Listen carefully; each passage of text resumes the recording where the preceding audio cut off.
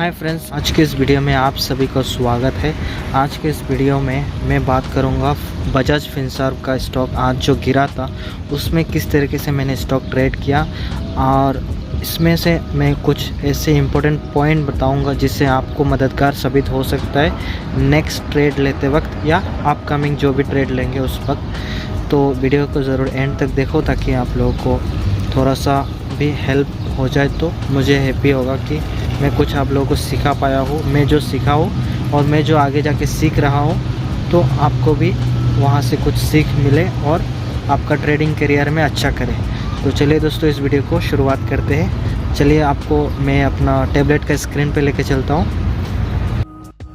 तो ये रहा स्क्रीन आपके सामने और स्क्रीन में है बजाज फिनसर्व का स्टॉक जिसका पहला कैंडल मैं आपको दिखाऊँ।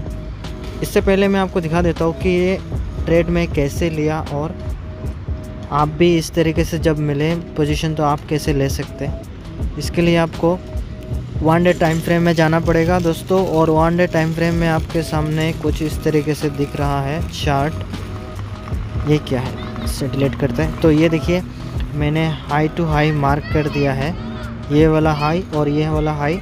पहले भी मैं एनालिसिस जो किया था पिछले वीडियो में मैं आपको बताया था, तो इस वीडियो में भी मैं आपको बता रहा हूँ इस तरीके से हाई टू हाई मार्क कर देने का। और उसके बाद अगर नेक्स्ट डे जब मार्केट ओपन होता है उस रेसिस्टेंस या सपोर्ट के सामने जो कैंडल बनता है उसका हाई या लो जिधर भी ब्रेक करेगा उसी हिसाब से हम लोग ट्रेड को शॉर्ट या लॉन्ग पोजीशन लेंगे, ठीक है। तो ये रहा 5 मिनट का टाइम फ्रेम। और दोस्तों यहाँ पे आप देख सकते हो जो पहला कैंडल है अप्रैल का, फर्स्ट अप्रैल जो यहाँ पे है, इसे क्या कहते हैं, इसका नाम है स्पिनिंग टॉप। इसका मतलब क्या है, दोनों तरफ से रिजेक्शन होना। कोई इसका मीनिंग और भी होता है कि इनडिसीजन कैंडल, ऊपर जाएगा कि नीचे जाएगा, कोई मतलब प्रेशर दोनों तरफ से, सेलिंग भी हो रहा है इक्वली, बाइंग भी हो रहा है इक्वली। तो इसी जगह पे हमें ट्रेड लेना बहुत मुश्किल नहीं है। वो मतलब एक डायरेक्शन देता है, अगर इसका ऊपर जाके क्लोजिंग देता है तो हमें ऊपर की ओर ट्रेड लेंगे, अगर नीचे से क्लोजिंग देता है कैंडल तो हमें नीचे की ओर ट्रेड लेंगे या फिर शॉर्ट लेंगे। तो ये हो गया ट्रेड किस तरीके से लेना होता है। फिर हमने देखो यहाँ से मान लो हमने यहाँ पे ट्रेड लिया, लेने के बाद क्या हुआ, ट्रेड का लो जो है स्पिनिंग टॉप जो कैंडल बनाया दोस्तों उसका लो हम लेंगे और लो को रखेंगे हमारा स्टॉप लॉस। तो ये रहा स्टॉप लॉस, और उसके बाद स्टॉप लॉस यहाँ पे रहेगा। टारगेट हमारा किस तरीके से बनेगा दोस्तों, पहले तो 1:1 हमारा रहेगा, उसके बाद नीचे आना पड़ेगा, 1:3 बनाना पड़ेगा इसको। तो ये रहा इसी प्राइस का स्टॉप लॉस के हिसाब से हमारा जो 1:3 होता है वो यहाँ पे हो जाता है। देखो दोस्तों, ऑलमोस्ट यहाँ पे। सो ये हो गया 1:3। तो यहाँ तक जब तक मार्केट इस एरिया तक मार्केट आने के लिए हमें इंतज़ार करना होता है। जब तक हमारा स्टॉप लॉस हिट नहीं होता है तब तक हमें इंतज़ार करना है, और इसके बीच में हमें कुछ एक्शन लेना होता है जो मैं अभी आपको बताता हूँ। मार्केट देखो ब्रेक होने के बाद वापस हमारा ट्रेड एग्जीक्यूट होने के बाद ही ऊपर आ रहा है, नीचे जा रहा है, ऐसे करके हमारा स्टॉप लॉस के करीब भी चला गया था। तो हमें एंजाइटी होने लगता है, यार जो मैं ट्रेड लिया वो सही हुआ कि गलत हुआ। हमें बहुत ही अनसर्टेनिटी फील होता है, क्या होगा अभी अगर स्टॉप लॉस हिट हो गया तो ट्रेड लेने से पहले हमें ये सोचना पड़ता है कि हमारा लॉस कितना तक हो सकता है। तो यहाँ पे आप देखो हमारा 11 ऑलमोस्ट 11 पॉइंट का स्टॉप लॉस है, तो जो बहुत ही मिनिमल है, बहुत ही छोटा मान सकते। तो इसका ऊपर जाके अगर कोई कैंडल क्लोजिंग देता है दोस्तों तो हम क्या करेंगे, स्टॉप लॉस हिट होगा, हम लोग ट्रेड को एग्जीक्यूट करेंगे या फिर लॉस में हम लोग एग्ज़िट करेंगे, यही मेरा कहना है। तो हमें वेट करना होता है। तो जब मार्केट यहाँ पे ऊपर जा रहा है तो हमें नेक्स्ट क्या एक्शन लेना चाहिए वो मैं आपको अभी बताता हूँ।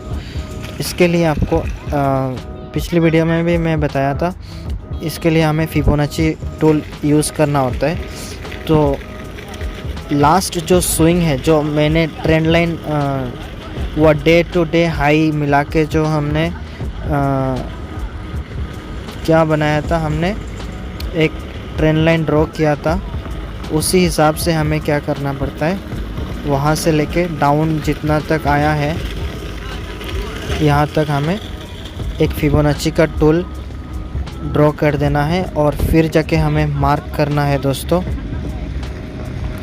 जो हमारे पास यहाँ पे एक लेवल बनता है, कहाँ गया फिबोनाची का टूल, यहाँ से ये चार्ट से इसका लो तक, तो लो यहाँ पे होता है और हमारा जो रेशियो है दोस्तों 0.5 to 6.0.6, ये जो गोल्डन रेशियो है दोस्तों, इसको हमें फॉलो करना पड़ता है। तो देखिए दोस्तों, मार्केट ऊपर तो गया लेकिन सेम 0.5 एंड 0.6 का जो हमारा सपोर्ट एरिया बनता है वहाँ से डायरेक्टली रिजेक्शन लिया। तो आप देख सकते हो ये वाला साइन ये दिखाता है कि हमने सच में यहाँ पे ट्रेड लिया। हम आपको कोई झूठ नहीं बोल रहे। जब मार्केट यहाँ से गिरावट हुआ तो ऑलमोस्ट यहाँ पे टाइम देखो 9:30 का करीब हो रहा था ऑलमोस्ट। तो मेरे पास इतना टाइम नहीं था कि मैं यहाँ पे ट्रेड में बैठूँ।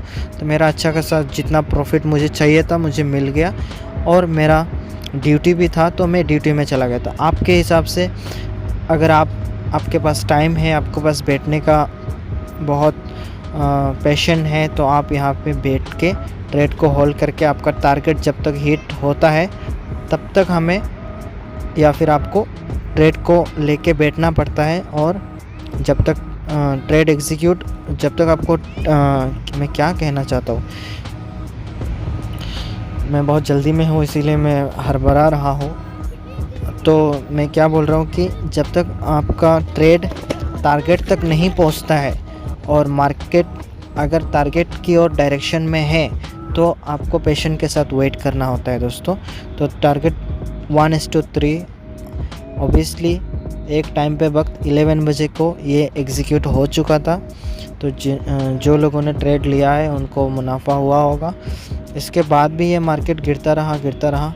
तो इसीलिए मैं आपको कहता हूँ आपको टारगेट 1:3 रखना होता है। और उसके बाद अगर 1:2 अगर मिल चुका होता है और मार्केट आपके फेवर में है, अगर आप चाहते हैं तो आपका 1:2 बुक करके और जो 1% बच जाता है वो आप क्या कर सकते हैं, आपका मार्केट में छोड़ देना चाहिए ताकि आपको उसका लंबा जो लास्ट तक जो गया है, जब तक आपको कोई रिवर्स पैटर्न आपको नहीं मिलता है तब तक आपको होल्ड करके रखना है, तो आप रख सकते हैं। तो इस एरिया में जो लास्ट सपोर्ट है दोस्तों वो एरिया तक आप रख सकते हैं। इसका मतलब मैं अभी क्या कहना चाहता हूँ, देखो दोस्तों, मेरा यहाँ पे लास्ट एक ट्रेंड लाइन था दोस्तों। मार्केट किस तरीके से एक रैली दिया और फिर जाके गिरा। तो मेजर सपोर्ट एरिया कहाँ तक है दोस्तों, यहाँ पे सपोर्ट है, एक मेजर सपोर्ट। फिर यहाँ पे एक स्विंग बनाया था जिसकी वजह से देखो मार्केट इसी एरिया में आके जो इसका हाई है यहाँ से बाउंस हुआ था, फिर वापस गिरा। तो हमें ये सब जो स्विंग वगैरह है, ये जो सपोर्ट है, ये ऐसे ही नहीं बनता, इसका भी नेक्स्ट बार जब होता है उसका रिएक्शन भी होता है। तो मार्केट यहाँ पे सपोर्ट था, तो मार्केट जब रेसिस्टेंस में जाके पहुँच के वापस रिटर्न आके फिर सपोर्ट में आके रुका। तो इस चीज़ों को आपको स्टडी करने के बाद ही पता चलेगा कि मार्केट जो गिर रहा है कहाँ तक आके रुकेगा या कहाँ से वापस बाउंस बैक करेगा या फिर रिवर्स जाएगा, तो ये चीज़ आपको पता चलेगा।